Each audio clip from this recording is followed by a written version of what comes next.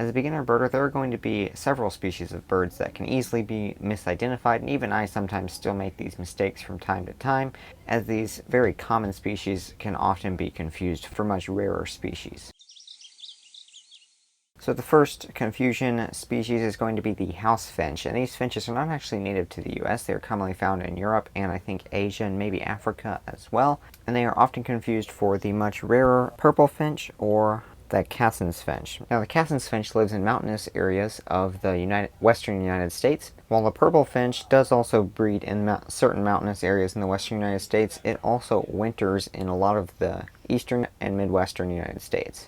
Now the purple finch is actually kind of poorly named because it does not really have any purple on it, but a great way to separate it from the much more common house finch is by its red back. You can see here on the male, house finches do not have any red on their back. Now a house finch also has a much plainer face than the purple finch. You can see that especially on the females. This is the female purple finch, and then we have a female house finch here. And that is a great way to separate the females apart, as both these birds can be pretty easily confused. So just look for the plainer face on a house finch to separate from the purple finch. Now to separate from the Cassin's finch, habitat is going to be a great way to separate these.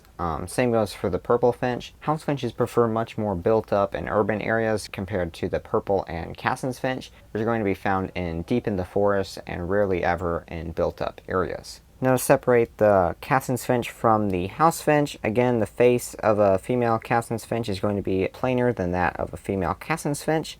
Cassin's finch is larger and also has a bigger bill. The house finch's bill tends to curve a little bit, while on the Cassin's finch it is going to be straight. And overall the Cassin's finch's bill is larger than that of the house finch, and also the male Cassin's finch has some red on its back, unlike the male house finch. So the next confusion bird here is the brown-headed cowbird, and the cowbirds are very easy to mistake for especially red-winged blackbirds.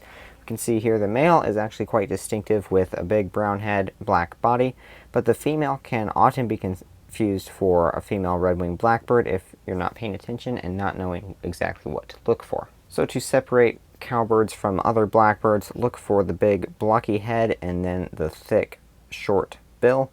And that is going to separate, especially from the red-winged blackbirds. You can see red-winged blackbirds have a long, pretty skinny bill, and then their head shape can vary from square, as in this picture here, to when the female is singing. You can see it's more of a circle shape. And then a brown-headed cowbird is a lot plainer than that of the female red-winged blackbird, which all female red-winged blackbirds have streaks on their sides and belly. Next confusion species here is the eastern phoebe, and this is a very, very common bird across a lot of the United States, and so it is often mistaken for Empedonyx flycatchers, but there's a pretty easy way to separate it from these species. Now Empedonyx flycatchers are very hard to separate from each other, but when separating from the phoebe, it's actually quite easy.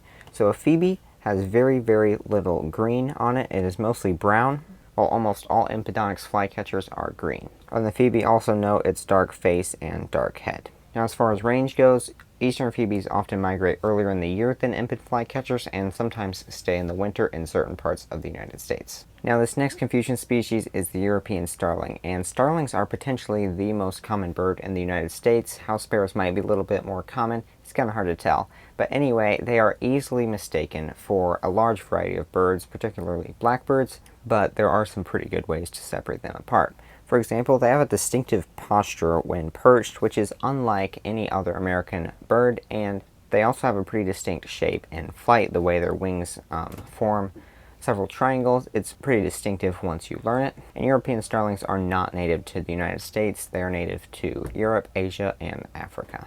Now there are also several structural differences when it comes to separating them. For example, the bill is very thin and skinny, and then in the breeding season it is yellow, and I believe this is a juvenile here, it is black. Their bill is also black in the non-breeding season. And during the non-breeding season they are covered in these white speckles here all over their belly, and then in the breeding season that disappears to where it's just sometimes the tips of their feathers have a little bit of white on them. And the last confusion species here is the black-capped and Carolina chickadees.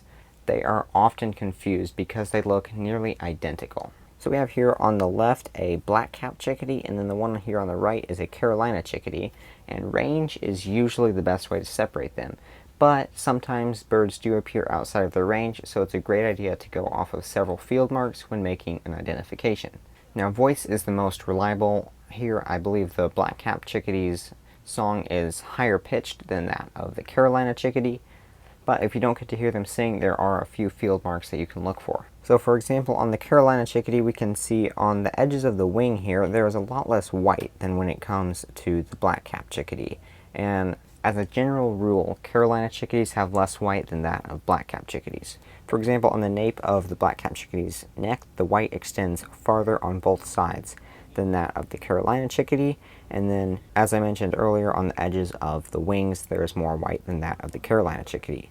And then another color difference here is going to be the buffiness of their sides. So on a Carolina chickadee, this is going to be a buffier color than that of the black-capped chickadee. Now, there are also two woodpeckers that are very similar and can be easily confused if you don't know what to look for, and for a complete video explaining how to identify them, click right here.